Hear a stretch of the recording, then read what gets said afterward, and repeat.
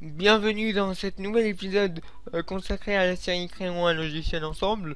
Alors, nous allons continuer dans cet épisode la création du logiciel de VirtualBook.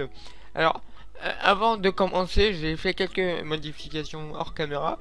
J'ai fait en sorte que quand on sélectionne une couleur, par exemple je sélectionne le texte, et ben avant, quand on sélectionnait la couleur, et ben ça marchait pas. Fallait sélectionner la couleur et après appuyer sur le bouton. Alors maintenant, on peut directement sélectionner une couleur et le surligne. Et pareil pour la couleur du texte, hein. Si je choisis une couleur, par exemple bleu comme ça, et ben ça modifie directement le texte. Et j'ai fait aussi en sorte que quand justement, par exemple, si je mets le texte au milieu, par exemple, et ben avant fallait cliquer pour pouvoir remodifier le texte. Là, on peut directement appuyer sur la flèche de droite et continuer à travailler. Donc, c'est grâce à une fonction que j'ai rajoutée ici. Donc j'ai mis l'action exécuter une fonction d'un contrôle. Et qu'est-ce que ça fait en fait? Ça fait que ça exécute la fonction focus. Alors, je vais vous montrer. Alors, j'ai un peu édité le code aussi. Donc, vous prenez cette action, vous sélectionnez soit la page de droite, soit la page de gauche. Vous prenez la fonction focus et après vous modifiez votre code parce qu'on veut pas que ce soit que la page de droite mais soit la page de droite soit la page de gauche. Et donc comment vous faites ça? C'est avec notre variable tb focus et donc ça va redonner le focus à la textbox active. Donc dans cet épisode on va voir un nouveau concept qu'on n'a jamais vu. On va s'occuper des trois boutons ici, là pour mettre en gras, pour souligner et pour mettre en italique. Alors, ça sera différent des autres boutons, puisque là, ça sera pas aussi simple. On va devoir un peu plus travailler. On va voir un nouveau concept, concept, qui est le RTF. Alors, je vais d'abord vous parler de l'enregistrement. Donc, nous avons créé dans une vidéo précédente, je sais plus laquelle, la sérialisation qui va permettre de sauvegarder les pages du livre. Donc, on a dit que cette propriété sérialisable, eh ben, elle contenait en fait un tableau et chaque index du tableau, en fait, ça correspondait à une page du livre. Et donc, chaque index, vous croyez que c'est le texte, hein, c'est la propriété texte de chaque textbox. Donc c'est le réflexe normal pour vous. Et pour moi-même, il y a de cela deux semaines, parce que il y a 2 semaines, je connaissais pas encore le RTF. Alors le RTF, c'est quoi? C'est une propriété de la rich textbox, donc la textbox ici.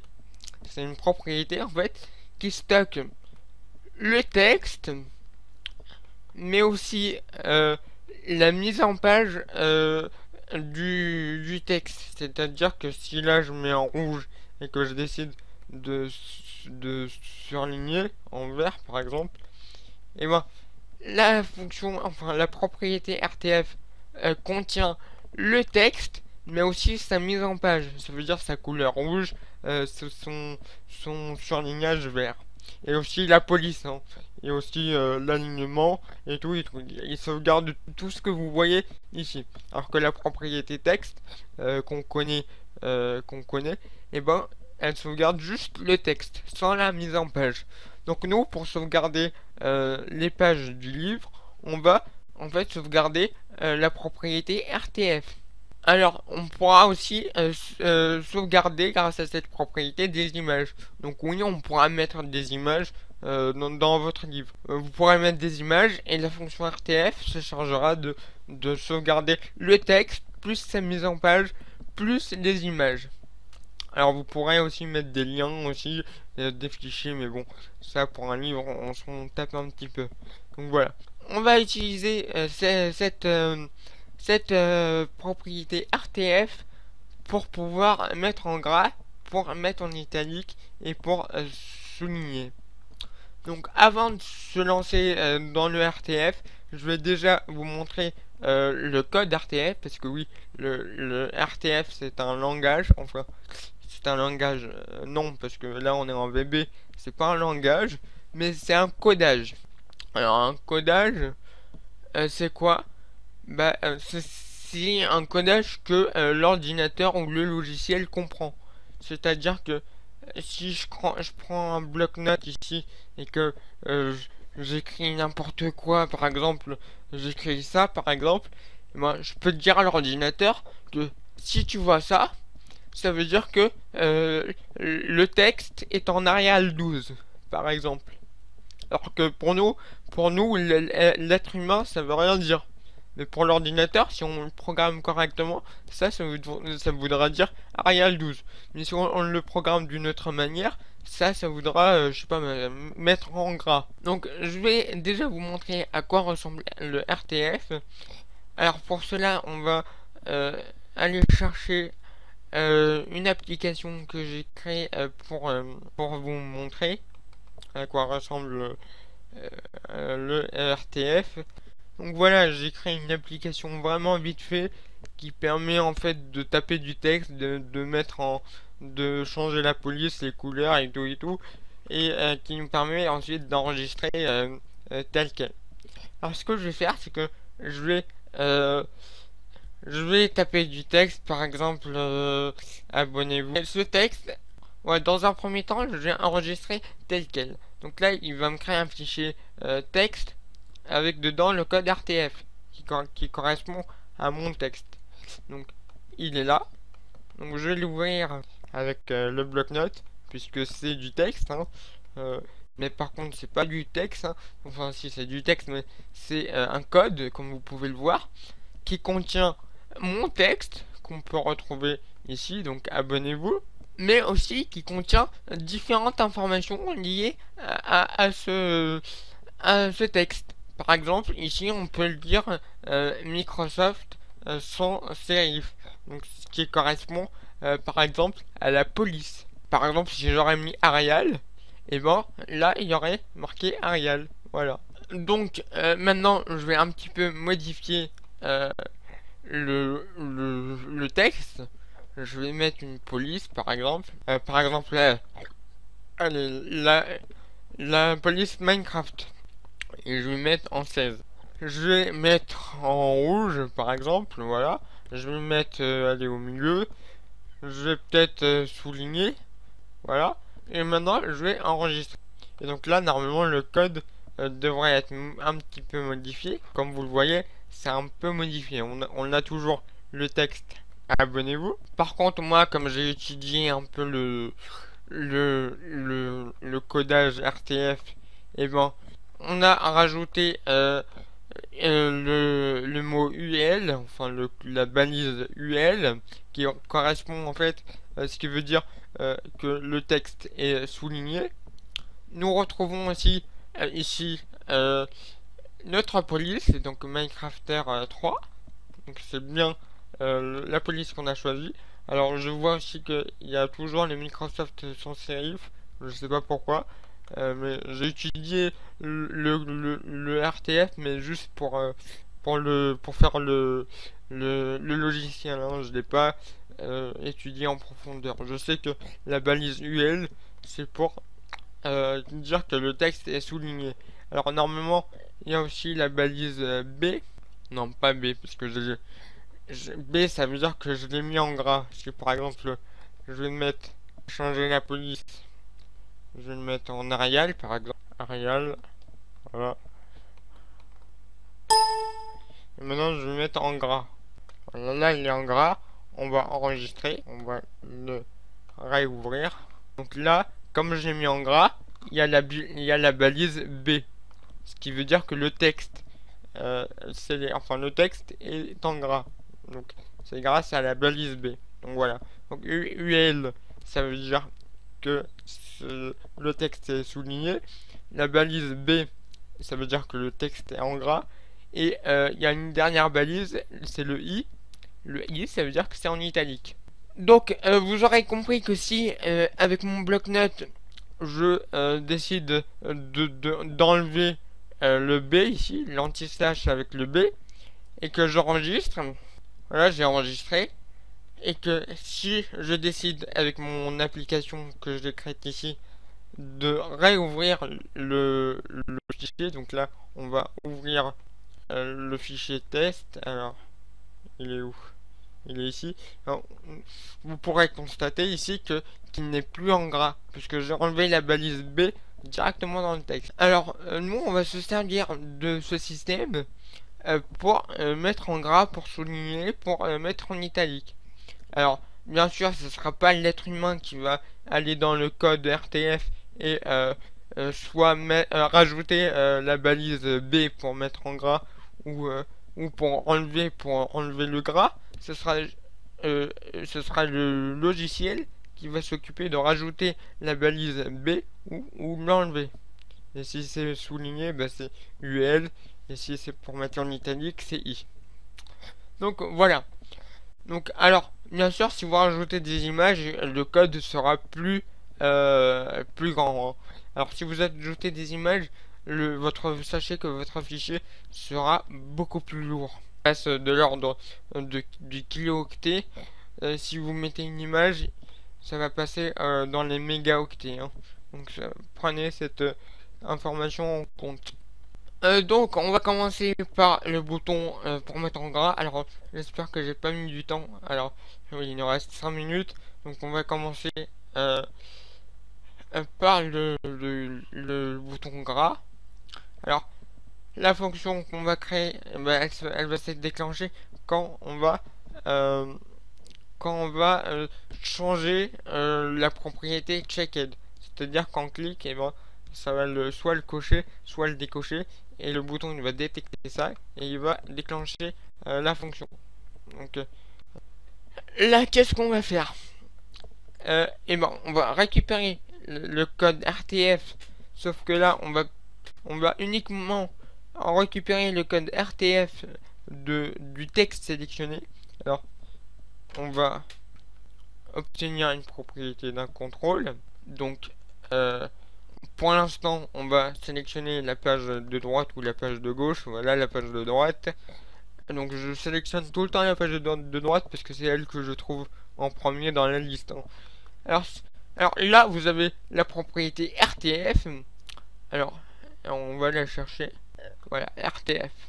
Sauf que là, si je choisis de prendre cette propriété, c'est le code RTF de l'ensemble de ma textbox. Sauf que nous, on veut le code RTF du texte sélectionné par l'utilisateur. Donc vous l'aurez compris, c'est la propriété selected RTF qu'il faut prendre, qui correspond au code RTF du texte sélectionné par l'utilisateur.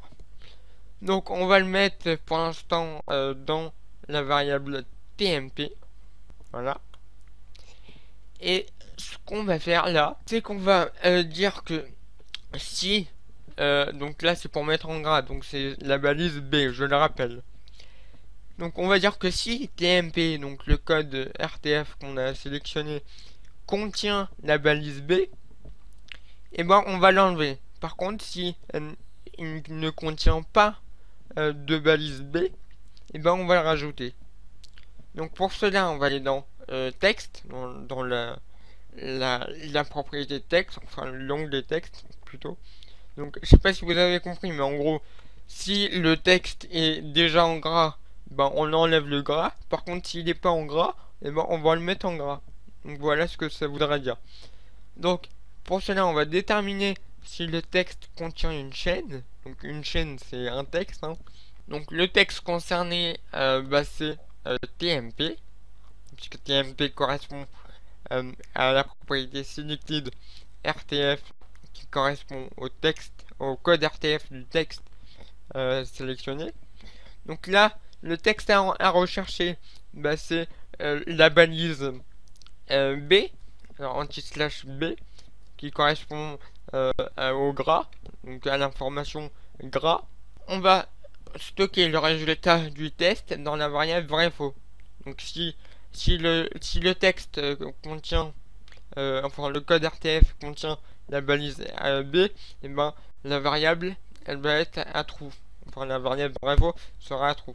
Et si elle ne contient pas, ben, ça veut dire que la variable vrai-faux sera à false. Donc maintenant on doit mettre une condition, on doit dire que si vrai-faux est égal à vrai, donc si le texte est en gras, vrai-faux est égal à vrai, donc si le texte est déjà en... Non, on va plutôt faire l'inverse, on va dire que si le texte n'est pas en gras, donc si vrai-faux est égal à false, alors on va rajouter le code B, donc la balise B. Donc alors ce que j'ai oublié de dire, c'est qu'on va retourner, c'est que là la balise B, alors là elle n'y est pas, mais elle doit se trouver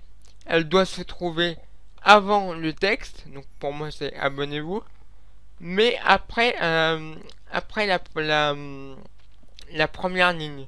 En gros, ma balise B et la balise, toutes les balises qu'on va s'occuper, et ben, elle doit se trouver avant le texte abonnez-vous par exemple, mais après la première ligne. Donc pour cela, comme on a stocké le code RTF dans une variable, on doit séparer cette variable, c'est-à-dire on doit découper le texte RTF, donc le code RTF, on doit la découper ici par exemple. On doit rajouter le code B juste après la première ligne. Donc comment on fait ça? On va découper un texte pour séparer la première ligne des autres, et on va donc sélectionner le texte TMP qui contient donc le code RTF, et le caractère de découpage, bah, en fait on veut que ça découpe à chaque retour à la ligne. Donc à chaque fois qu'il trouve un retour à la ligne, et ben il découpe. Comme ça on aura dans une variable tableau toutes les lignes du code RTF. Donc on va sélectionner, on va mettre le résultat dans TMP tableau. Alors comme là je peux pas mettre le caractère de découpage retour à la ligne, ce que je vais faire c'est que je vais mettre une balise code, donc insérer une balise code, et entre ces deux codes là, on peut mettre du code vb.net. Alors là on va écrire CHR10. Alors CHR10 en vb.net, ça correspond au caractère retour à la ligne. Parce que oui, quand vous dans un traitement de texte, quand vous retournez à la ligne, et bien ça correspond à un caractère. Voilà. Donc on va faire OK. Et donc là TMP tableau dedans à chaque index, et ben il correspond à chaque ligne du code. Et donc nous on peut maintenant insérer la balise B entre la première ligne et le reste, enfin juste après la première ligne. Donc comment faire ça? On va aller dans variable tableau, et on va modifier une valeur dans une variable tableau. La variable tableau en question c'est TMP tableau. L'index de la valeur à modifier, donc là ce qu'on va faire c'est qu'on va prendre la première ligne, donc la première ligne c'est l'index 0, et sa nouvelle valeur, ben on va dire que c'est toujours l'index 0 de TMP tableau. Donc on va reprendre la ligne, sauf que on va aller faire un retour à la ligne ici, et on va mettre notre balise B, donc un anti-slash B. Et là ce qu'il faut faire c'est qu'on doit tout recoller, c'est-à-dire qu'on doit remettre on a séparé le code, et maintenant il faut les regrouper. Donc comment faire ça? Bah simple, on va tout simplement alors on va commencer par dire que TMP maintenant est égal à rien du tout. Alors là vous allez me dire mais qu'est-ce que tu fais? T'es en train de supprimer le code RTF dans TMP. C'est pas grave, parce qu'il existe dans TMP tableau, je vous le rappelle. Donc là on va dire que TMP est égal à rien du tout. Et on va mettre enfin une condition, une boucle plutôt. Et on va dire, on va prendre la boucle pour. On va dire à cette boucle de parcourir. Alors je vais prendre ma variable x. On va créer une variable x pour les boucles. Voilà. On va dire à x de parcourir tous les éléments de notre variable tableau. Donc on va prendre la variable x. Donc au début elle aura la valeur 0 et elle va aller parcourir la variable tmp tableau. Voilà. Et donc le pass est toujours 1. Hein. Et donc dans cette boucle, qu'est-ce qu'on va faire? On va en recoller tous les morceaux de notre variable tableau. Alors pour cela, nous allons utiliser la variable tmp. Alors on va dire que tmp sera égal à tmp, sauf qu'on va aller à la retour de la ligne et on va dire que tu vas nous coller la ligne actuelle, donc tmp tableau x. Donc en gros, il va prendre la variable tmp, il va lui rajouter à la ligne actuelle du tableau tmp tableau. Donc la ligne actuelle c'est tmp tableau index x. Donc je sais pas si vous comprenez, mais voilà. Une fois qu'on a ça, ce qu'on peut faire maintenant, c'est comment dire, appliquer le code RTF au texte sélectionné. Donc comment on fait ça? Et bon, rien de plus simple, on va modifier la propriété d'un contrôle. On va donc sélectionner provisoirement la page de droite ou de gauche. Donc ouais, c'est la page de droite parce que c'est celle que j'ai trouvée en premier et que je veux aller vite. Alors là, la propriété a changé, c'est toujours selected RTF et donc la nouvelle valeur sera TMP. Rien de plus simple. Alors là, comme on veut soit la page de droite soit la page de gauche, on va aller modifier le code Visual Basic et on va mettre à la place de TB page droite, on va mettre notre variable TB focus qui correspond soit à la page de droite soit à la page de gauche. Donc ce que je vous propose de faire, c'est de tester. Éditer un livre, modifier un livre existant. Donc je vais prendre mon texte et je vais essayer de le mettre en gras. Format du fichier non valide. Donc je vais faire une petite pause et je vais trouver c'est quoi qui va pas. Donc à tout de suite. Alors déjà là, dans obtenir la propriété d'un contrôle ici, j'ai oublié de modifier le code. Donc c'est pas la page de droite mais c'est notre variable tbfocus. Ah bah oui, c'est pour ça que ça marchait pas. Donc voilà, c'est pour ça que ça marche pas. Donc on va tester ça comme ça. Donc je sélectionne mon texte, je mets en gras et ça marche enfin. Donc voilà. Donc maintenant on va faire le contraire, c'est-à-dire que quand on va resélectionner le texte en gras et que quand on va recliquer sur le bouton G, et ben ça enlève le gras. Alors pour cela, ça va se passer dans le sinon. Donc s'il a détecté ici que le texte n'était pas enfin s'il a détecté ici que le texte est déjà en gras, et bon, il va la variable vrai faux sera égale à true et donc là on va donc là il va exécuter la partie sinon et dans la partie sinon on va enlever la balise B. Ce sera hyper simple. On va aller dans l'onglet texte, donc c'est en haut, et on va prendre l'action remplacer du texte par un autre. Donc on va remplacer la balise B par rien du tout, tout simplement. Donc notre code RTF se trouve dans TMP et la balise à rechercher, donc on a dit que c'était B. Voilà. Et donc là, on va rien mettre puisqu'on veut que la balise B soit remplacée par rien du tout. Et on va restocker ça dans notre variable TMT.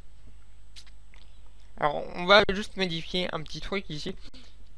C'est que l'action qui permet de rechanger la propriété sélective d'RTF, on va pas le mettre dans la condition, mais on va le mettre après la condition. Parce que sinon, je suis obligé de le mettre dans le alors et dans le sinon. Donc, on va optimiser le code et on va le mettre en dehors de la condition. Comme ça, peu importe que le texte soit déjà en gras ou pas, la propriété sélective d'RTF sera de toute façon changée. Voilà, donc de toute façon, il y aura une modification. Et donc, on va tester.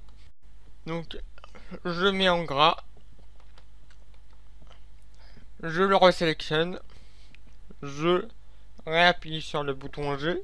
Et le gras disparaît. Alors, si je vais dans la page de droite, normalement, ça fonctionne de la même manière.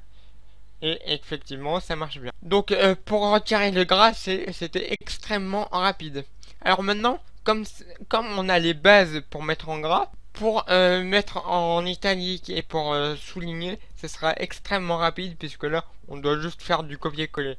On va copier le code et on va juste changer la balise. Là, c'est extrêmement facile, donc il suffit juste de copier-coller, changer la balise et ça fonctionnera. Donc, on va faire ça rapidement. Donc, on va commencer par l'italique. Donc lier le contrôle à une fonction. On va donc la fonction se déclenchera lors d'un changement d'état de la propriété checked. Donc là, ce qu'on va faire, c'est qu'on va copier le code qu'on vient de créer ici, puisque on veut exactement la même base, hein.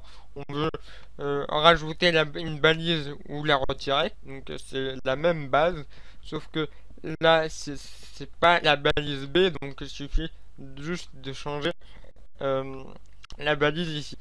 Donc là c'est la balise I qui correspond à l'information italique. Ok. Et donc on doit changer la balise à l'intérieur aussi. Donc c'est ici. Hop. Hop. On doit changer donc la balise I. Hop. Voilà. Et je crois que c'est tout. Je crois. Je sais pas du tout. Non, il y a encore une dernière. Non, c'est ici. Voilà. Donc là, c'est pas la balise B, mais la balise I. Et donc là, normalement, ça marche. Alors, ce que je vais faire pour éviter de perdre du temps, c'est qu'on va directement se charger du bouton qui permet de surligner. Donc, pareil, hein, la même fonction.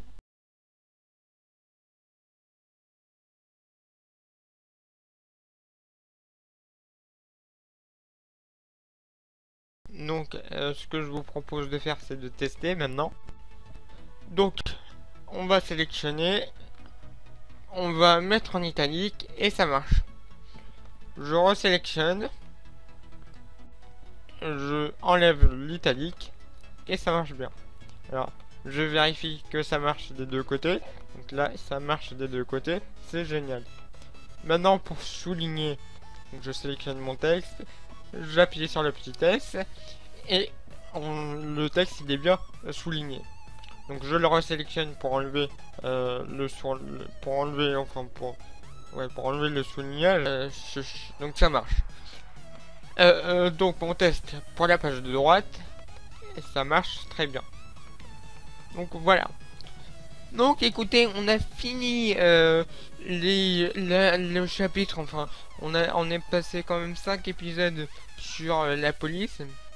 Donc dans le prochain épisode, on va s'attaquer aux choses sérieuses, notamment pour changer de page et oui, et pour enregistrer les modifications et tout. Donc voilà.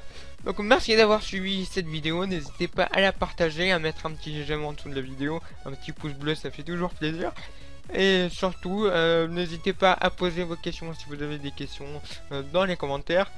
Et oui, à chaque fois j'oublie de vous le dire, si vous avez des logos pour le logiciel, n'hésitez pas à me l'envoyer.